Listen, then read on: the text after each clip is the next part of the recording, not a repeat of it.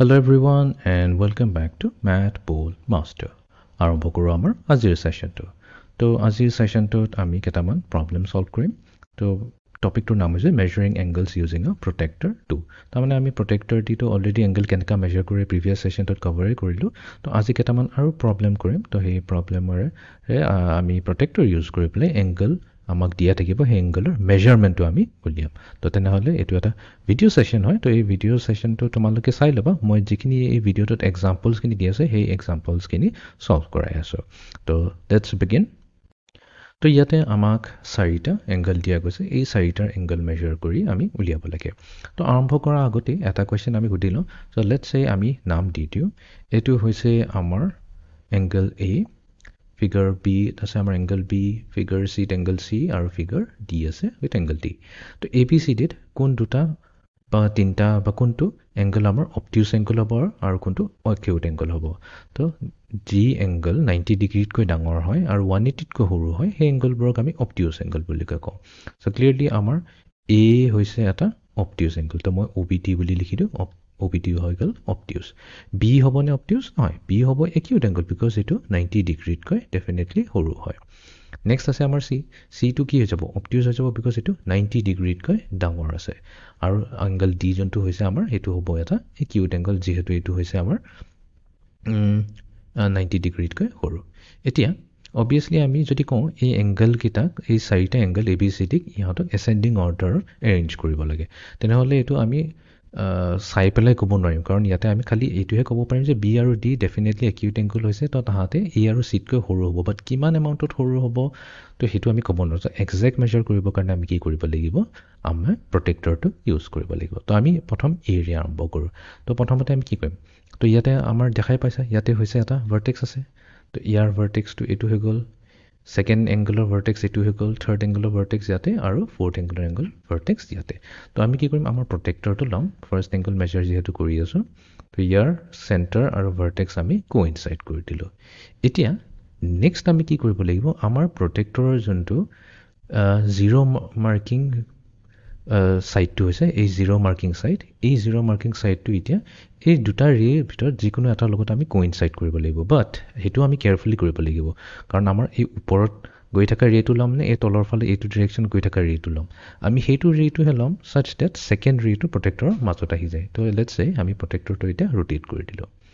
তো ৰোটেট কৰি পেলাই যদি আমি ফাৰ্ষ্ট ওপৰত গৈ থকা ৰে'টোৰ লগত কোইনচাইড কৰি দিওঁ, তেনেহ'লে আমি দেখাই পাইছোঁ যে আমাৰ যোনটো তলৰ ৰে'টো হৈছে সেইটো প্ৰটেক্টৰৰ ভিতৰত আহি যাব। যদি আমি নকৰোঁ, যদি আমি তলৰ ৰে'টো লৈ লওঁ, তেনেহ'লে কি হ'ব? আমাৰ যোনটো বাকী থাকি যোৱা যোনটো ৰে' হৈ গ'ল সেইটো প্ৰটেক্টৰৰ বাহিৰত গুচি যায়। গুচি যোৱাৰ কাৰণে তাক মেজাৰ কৰাটো আমাৰ ডিফিকাল্ট হৈ যায়। তো আমি আকৌ কি কৰিম? ৰিছেট কৰি ল'ম।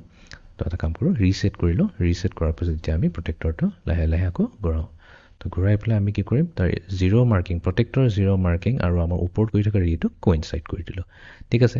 তাৰপিছত এতিয়া কি কৰিম? আমি এংগলটো মেজাৰ কৰিম। এংগল মেজাৰ কৰিবৰ কাৰণে আমি ছেকেণ্ড ৰে'ৰ লগত আমি আমাৰ এইটো টাৰ্মিনেল ৰে'টো আমি কোইনচাইড কৰিলোঁ। তো কোইনচাইড কৰি দিওঁতে আমি দেখা পাইছোঁ আমাৰ এংগল কিমান আহিছে? 128.3 ডিগ্ৰী আহিছে। ঠিক আছে। তো এইটো আমি একচুৱেলি জুম কৰি চাব পাৰিম। তো ইয়াতে যিটো দেখুৱাই আছে সেইটোৱে ল'লোঁ 128.3 ডিগ্ৰী। ঠিক আছে, ফাইন। এতিয়া আমি আহি যাওঁ নেক্সট একিউট এংগলটোলৈ। এতিয়া আমি কি কৰিম? প্ৰথমতে এইটোক আমি কম্পাছটো ৰিছেট কৰি ল'লোঁ, আমাৰ প্ৰটেক্টৰটোক ৰিছেট কৰি ল'লোঁ। দুইটাৰ চেণ্টাৰ আৰু ভাৰ্টেক্সটো আমি কোইনচাইড কৰাই দিলোঁ। তাৰপিছত আমি প্ৰটেক্টৰটোক ৰোটেট কৰিম ছাচ ডেট তাৰ ইনিচিয়েল মাৰ্কিংটো আৰু আমাৰ এটা ৰে'ৰ লগত কোইনচাইড হৈ গ'ল। এতিয়া আমি কি কৰিম? এইটো জিৰ'লৈ লৈ আহিম। জিৰ'ৰ পৰা লৈ আহি পেলাই আমি ইয়াক আকৌ কোইনচাইড কৰিম ইয়াৰ ছেকেণ্ড ৰে'টোৰ লগত। তো ছেকেণ্ড ৰে'ৰ লগত কোইনচাইড হৈ গ'ল। তো কোইনচাইড হওঁতে আহিছে এৰাউণ্ড 38.4 ডিগ্ৰী। তো এই এংগলটো হৈ গ'ল আমাৰ, নোট ডাউন কৰি লওঁ, 38.4 ডিগ্ৰী। এইটো হৈ গৈছে আমাৰ এংগল বি। নেক্সট আমি কম্পাছ আমাৰ প্ৰটেক্টৰটোক ৰিছেট কৰি দিওঁ। তাৰপিছত আমি যাওঁ থাৰ্ড নম্বৰটোলৈ।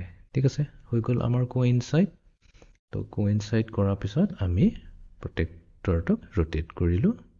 জিৰ' মাৰ্কিং হৈ গ'ল কোইনচাইড। এতিয়া আমি কি কৰিম? আমি মেজাৰ কৰিম ছেকেণ্ড ৰে'টো কিমান এংগল বনাই আছে।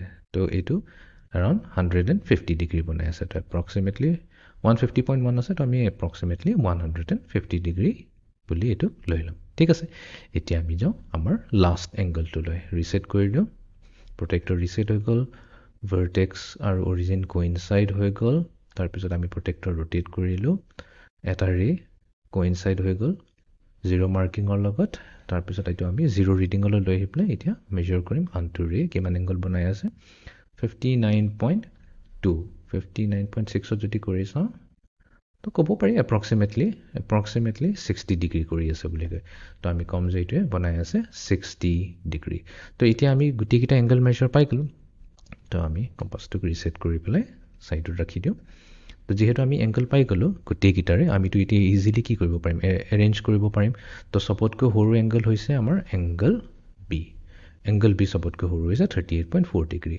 তাৰপিছত আহিব আমাৰ এই 60 ডিগ্ৰীটো যোনটো হৈছে আমাৰ এংগল ডি তাৰপিছত নেক্সট এংগলটো আহিব এংগল এ যোনটো হৈছে আমাৰ 128.3 ডিগ্ৰী আৰু লাষ্টত আহিব আমাৰ এংগল 150 ডিগ্ৰী যোনটো হৈছে আমাৰ এংগল চি তো তাৰ মানে বি ডি এ চি এইটোৱে হৈছে আমাৰ অৰ্ডাৰ ঠিক আছে তো অবভিয়াছলি আমি প্ৰটেক্টৰ ইউজ কৰি পেলাই যেতিয়া ইহঁতৰ এংগলটো মেজাৰ কৰিলোঁ তেতিয়াহে ইহঁতক আমি এচেণ্ডিং অৰ্ডাৰত এৰেঞ্জ কৰিব পাৰিলোঁ ঠিক আছে তো এইটোৱে আছিলে আমাৰ আজিৰ ছেশ্যনটো so' see you in the next session thank U